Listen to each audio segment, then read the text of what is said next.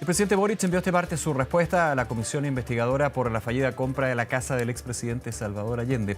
A través de un escrito, el mandatario dijo que su rol en el proceso fue acotado y que no tuvo conocimiento sobre potenciales inhabilidades constitucionales. Vamos a hablar de este y otros temas con el diputado del Partido Socialista, Raúl Leiva, integrante de esta comisión investigadora. ¿Cómo está, diputado? Gracias por acompañarnos. Hola, Nicolás, muy buenas tardes. ¿Cómo están? ¿Todo bien? Bien, todo bien. Esperando la agüita. Esperando la agüita, ahí va a terminar cayendo. Diputado, dígame. Conversábamos con el presidente de la comisión investigadora, el diputado Longton, nos ajusta a la realidad, los dichos, el cuestionario, digamos, que contesta el presidente Boric, y lo que critica es que contestó, decía un porcentaje, el 10% del 90% de las preguntas que le mandaron de la instancia. ¿Cómo lo evalúa? Bueno, en primer lugar señalar, Nicolás, que la Comisión Especial Investigadora cualquiera no tiene atribución ninguna para solicitar, y está al margen de la ley, para solicitar al presidente de la República que conteste un cuestionario o que comparezca en la misma comisión.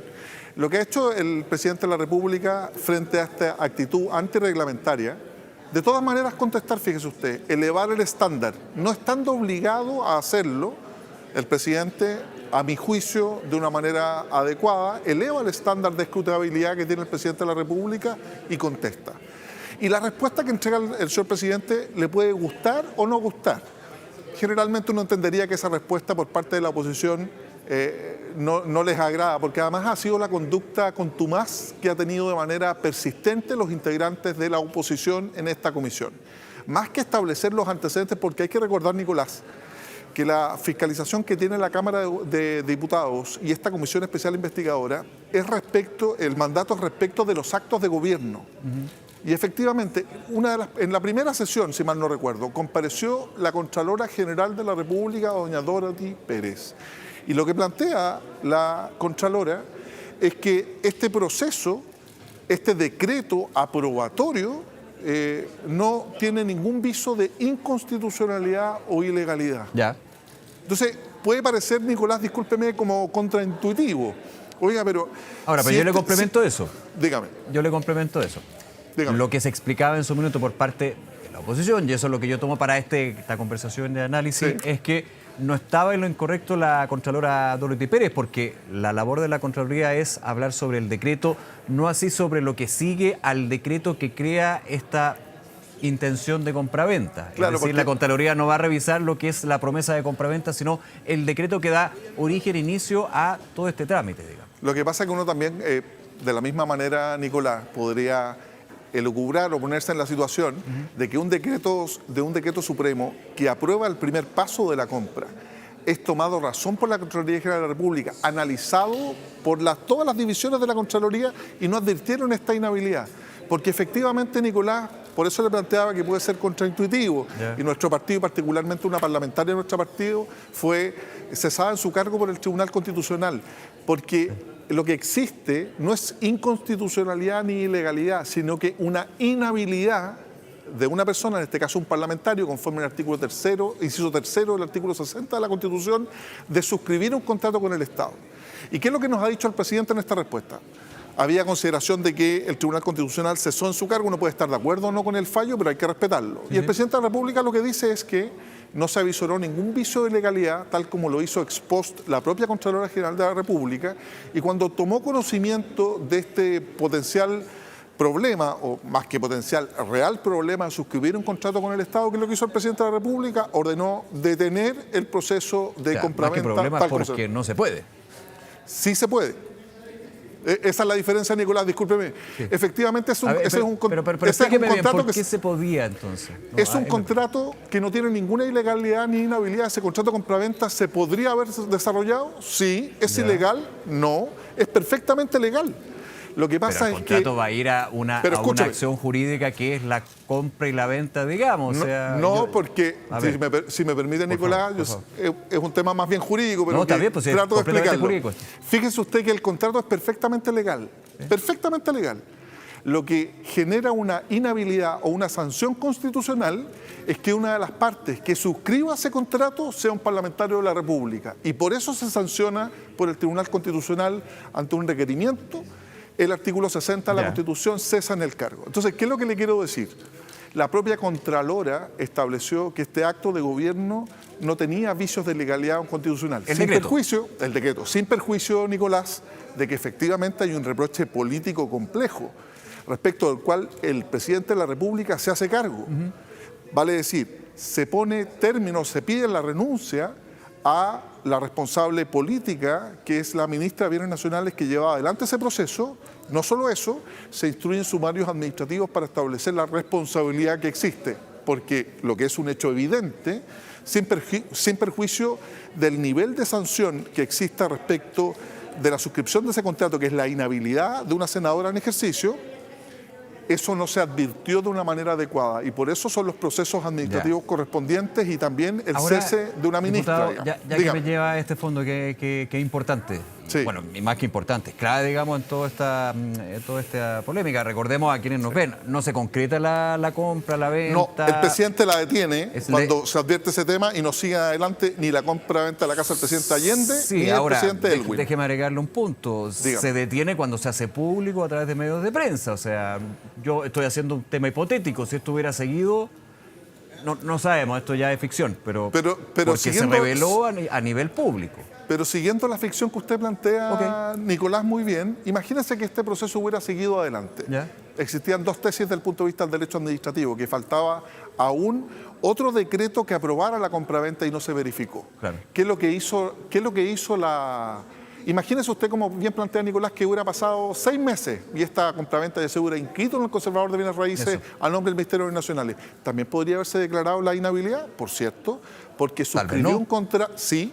Si se hubiera sabido ese antecedente, perfectamente ex post, se hubiera podido reclamar y requerir ante el Tribunal Constitucional la inhabilidad de una de las partes que es parlamentaria. Me explico siguiendo ese ejemplo, Nicolás, y espero poder ilustrar lo que le quiero decir. No, está bien, sí, perfecto. Ese contrato es perfecto, pero 6 meses después se transfirió la casa, imagínese usted.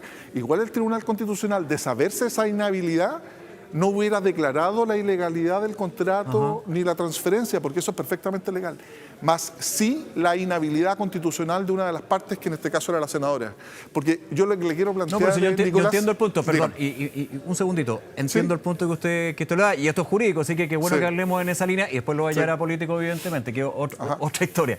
Sí. En lo jurídico uno podría decir, claro, el contrato es legal, pero el efecto que conlleva termina siendo inconstitucional contra una de las personas que tiene un impacto y un efecto jurídico ese contrato, que es la ex senadora Isabel Allende. Sí, si usted me permite, Nicolás, las sanciones que se establecen en la legislación son de derecho estricto. La única sanción que existe respecto de este tipo de contratos, por traerlo al ejemplo, es el cese en el cargo previo requerimiento y decisión del Tribunal Constitucional. Siguiendo la misma línea argumental que planteábamos recién, Nicolás, este contrato seguía perfecto en la vida jurídica. Pero déjeme hacer un exante. Si yo en la Constitución digo que no se puede suscribir un contrato con el Estado, un parlamentario en este caso, el exante es para que ese contrato nunca se llegue ni siquiera a pensar, digamos, porque no se puede hacer. Por cierto, pero el contrato en sí, y solo me estoy poniendo en la hipótesis que usted plantea, la sanción es para la parte que es parlamentario y suscribe el contrato, pero el contrato es perfectamente válido. Ahora, sin perjuicio de eso, que era complejo, al conocerse la relevancia y el impacto político, porque ese es otro tipo de reproche. Punto, sí, yo lo sé. No hay ni ilegalidad ni inconstitucional ese contrato, pero al advertir que hay un problema político que es evidente, que luego sanciona el Tribunal Constitucional, y en eso no hay dos opiniones, que es lo que hace el presidente de la República, lo manifiesta en su respuesta a la Comisión Especial Investigadora, detiene el proceso de inmediato. No solo eso, sino que le pide la renuncia a la ministra de Bienes Nacionales y además instruye los sumarios a través de los jefes de servicio, que son los subsecretarios, los sumarios administrativos correspondientes, porque evidentemente, y en eso no hay nadie que no coincida, aquí hubo un vicio que muchas personas no vieron, debiendo advertirlo. Ya.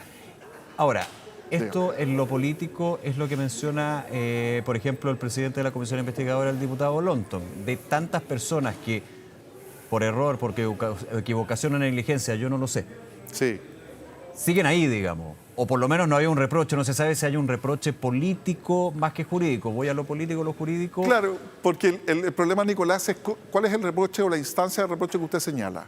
Y comparto con usted.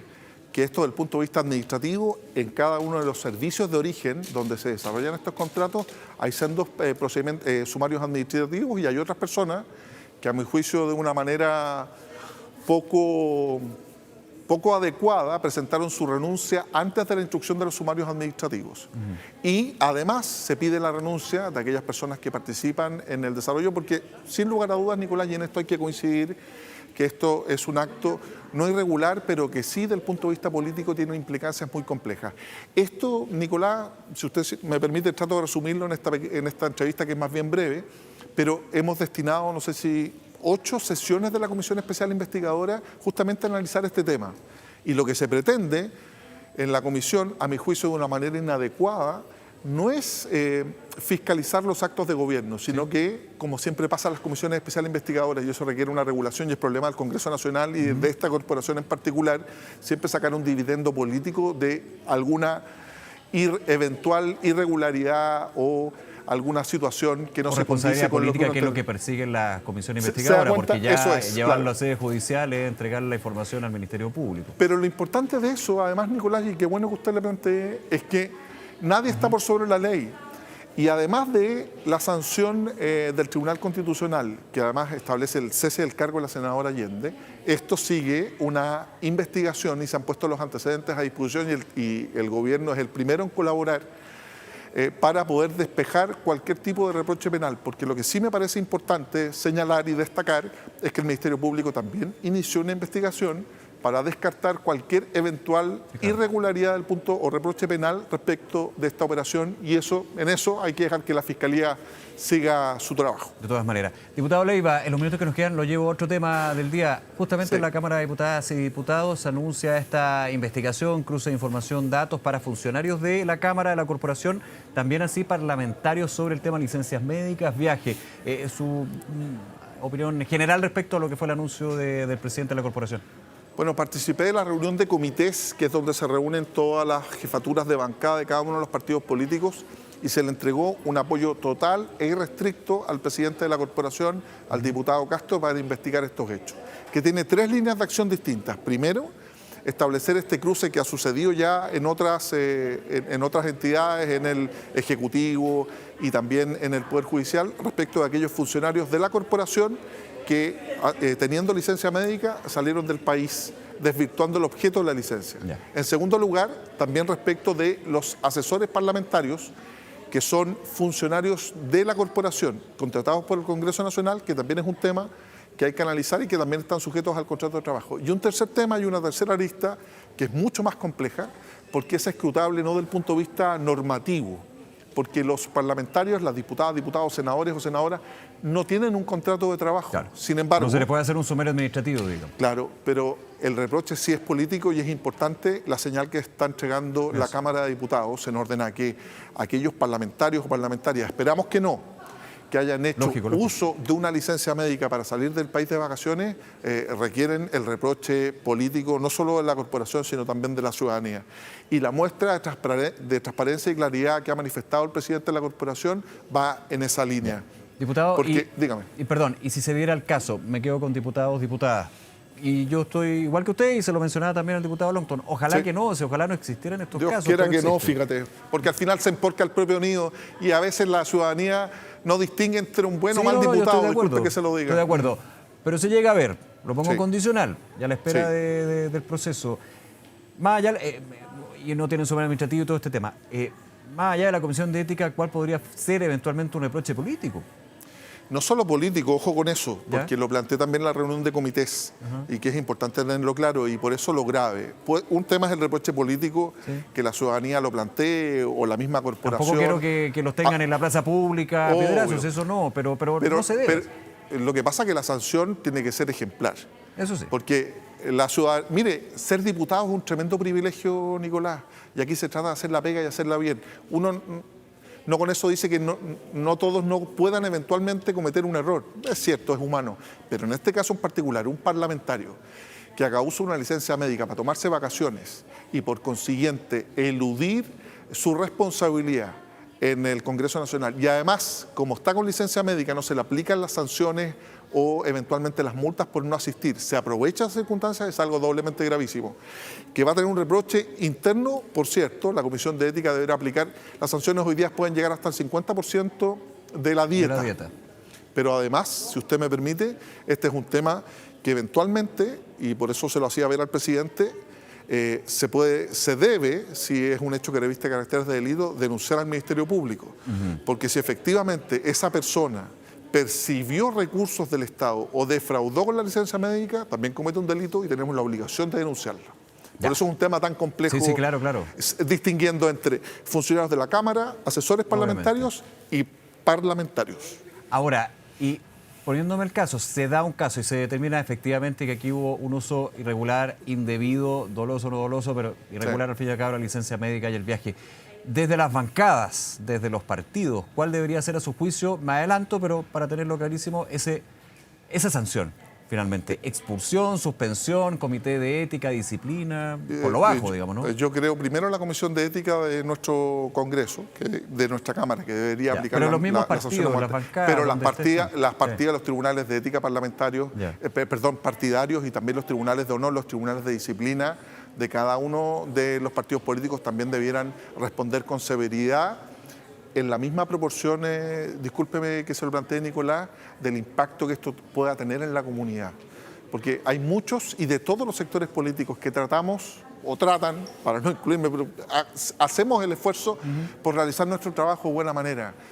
Y uno puede cometer errores, por cierto, pero en este caso en particular, valerse de una licencia médica, de un beneficio que tienen personas que realmente tienen alguna enfermedad, y prevalerse de esa circunstancia para salir del país, ausentarse la sesión, es que no aguanta, no resiste análisis, Nicolás, y en eso ese repudio público también tiene que ser por parte de nuestra corporación, la Comisión de Ética, pero sin lugar a duda, como plantea usted, también tiene que ser materia de los tribunales supremos de los distintos partidos políticos. Por eso la señal que se entregó, y yo le soy súper franco, Nicolás, y a la ciudadanía, no sé de ningún caso, no conozco ninguna situación, pero de hacerlo, de suceder, va a ser absolutamente transversal, sin sesgo político, pero eso se tiene que sancionar de una manera ejemplar, en mi opinión. Y por eso hasta el final, y le hago la pregunta, diputado, ya que estuvo en las conversaciones de las comisiones con la mesa, ¿se tiene que dar el nombre a aquellos quienes eventualmente hayan hecho mal uso de la licencia y hayan viajado?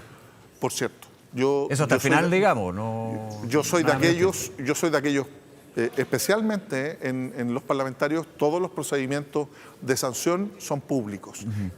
Independiente de lo que uno pueda establecer en una comisión de ética, las sanciones siempre son públicas. Ha sucedido con el tema de drogas, con infracciones a nuestro reglamento. Nuestra normativa interna de la corporación, de la Cámara de Diputados, establece que esto es público, vale decir, esto es de escrutinio popular y la audiencia va a conocer. Esperamos que no, y de verdad se lo digo sin falsa sinceridad, ojalá que no, Nicolás, porque sería una embarrada, para hablar en términos bien coloquiales, una embarrada del puerto de un buque, y que le haría mucho daño a la credibilidad ya bastante mellada que tiene nuestro Congreso Nacional y la función pública en general. Ese es el tema, porque claro, de la función pública, porque lo hemos conversado tanto sobre esta información que entregaba la Contraloría de los miles de funcionarios, que hay que ir viendo el caso a caso, ese número puede ir bajando, ojalá que nunca subiendo, digamos, pero es un periodo de un año, ojo con eso. Pero aquí hay un tema de los recursos públicos, y también de la fe pública al sistema. ¿Cómo ve usted también cómo se ha ido desarrollando esto? Porque algo es que un tema es que levantemos la alfombra, veamos toda la sociedad, pero no hay que seguir acumulando esa sociedad, nomás. ¿Qué se puede hacer para cambiar? Yo creo que es importante establecer medidas de control internas, y yo lo he planteado. Aquí hay muchas personas dentro del Congreso Nacional que no son de la misma idea. Yo creo que circunstancias administrativas o recursos deben ser debidamente fiscalizados por un ente externo, la Contraloría General de la República. Lo estamos haciendo hoy día respecto de la creación de una instancia autónoma de administración de recursos del Poder Judicial. Estamos en primer trámite constitucional, en una modificación, de segundo trámite constitucional en la Comisión de Constitución, Nicolás. Aprovecho de plantearle un sistema nuevo de nombramientos de los ministros de los tribunales superiores de justicia, pero además ese proyecto establece que la administración de esos recursos no va a ser como hoy día lo es a través de una corporación administrativa donde los jueces también tienen participación. Lo que queremos es que los jueces solo juzguen y los recursos y los temas administrativos los vea otra instancia, que es la que estamos creando hoy día, con la fiscalización de la Contraloría General de la República. En chileno, que los jueces juzguen, se dediquen a ejercer sus facultades jurisdiccionales, y en el tema de recursos, que la Contraloría los fiscalice. Oiga, pero ¿es que es una intromisión en un poder autónomo del Estado? No. La facultad y el ejercicio jurisdiccional de dictar sentencias, de llevar adelante los procesos conforme a la ley, es de los tribunales. Lo que yo quiero es que los recursos que llegan a los tribunales, que son de todas y todos los chilenos aprobados por ley de presupuesto, se gasten bien. ¿Y quién los tiene que fiscalizar? Alguien externo a la Contraloría General de la República. Yo también espero que en el Congreso Nacional, bueno, nuestra normativa, nuestra ley orgánica constitucional, la propia Constitución establezca, y ese es un tema autónomo de cómo desarrollamos nuestro trabajo legislativo, cómo generamos normas, leyes, reformas constitucionales, pero lo que dice en relación con la plata, con las lucas, exista un ente externo, que yo entiendo que puede ser la Contraloría General de la República, que fiscalice el adecuado y buen uso de esos recursos. Un adelanto ya existe hoy día, porque por ejemplo la ley de compras públicas, de contrataciones, que antes era un tema muy opaco o laxo, dentro del Poder Judicial y también dentro del Congreso Nacional, hoy ya están afectos a la ley de compras públicas, al igual que organismos autónomos como por ejemplo el Ministerio Público. Eso es un avance significativo y creo que hay que seguir en ese orden.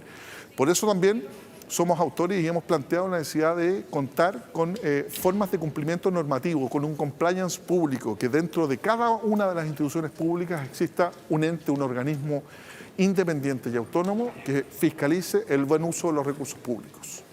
Diputado Raúl Leiva, nuevamente agradecerle su tiempo y poder conversar sobre estos temas, diputado. Que esté muy bien. Muchas gracias, Nicolás. Un abrazo. Ok, chao.